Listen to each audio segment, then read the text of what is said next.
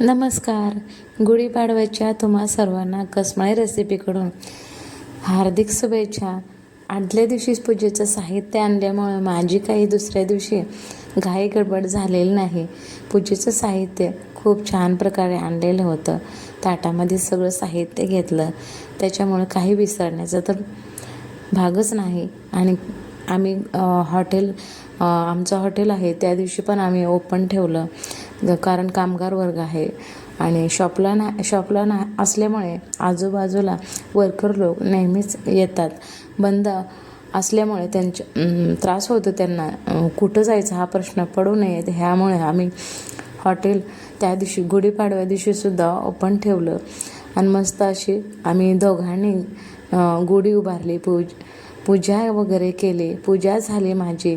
Simple अशी मी साडी घातलेली होती. त्या दिवशी कस्टमरची खूप रेलचेल होती आणि कस्टमरची ऑर्डरसुद्धा मला भेटलेली होती. 100 लोकांचा त्या दिवशी स्वयंपाक करण्यात आला. असं वाटलंही नव्हते की त्या दिवशी कस्टमर येतील की नाही. मला वाटत होतं की बंद ठेवावं, पण तसं काही केलं नाही आम्ही. आणि खूप कस्टमरची रेलचेल होती, खूप रिस्पॉन्स होता कस्टमरचा त्या दिवशी. हा सगळा स्वयंपाक चुलीवरतीच करण्यात आला, कारण गॅस अजूनही भेटला नाही. गॅस माहितीच आहे सगळ्यांना, गॅसचा किती प्रॉब्लेम चालू आहे ते. आणि सगळा स्वयंपाक त्या दिवशी आम्ही चौघांनी सगळं हे काम पूर्ण कंप्लीट करून ठेवलेलं होतं.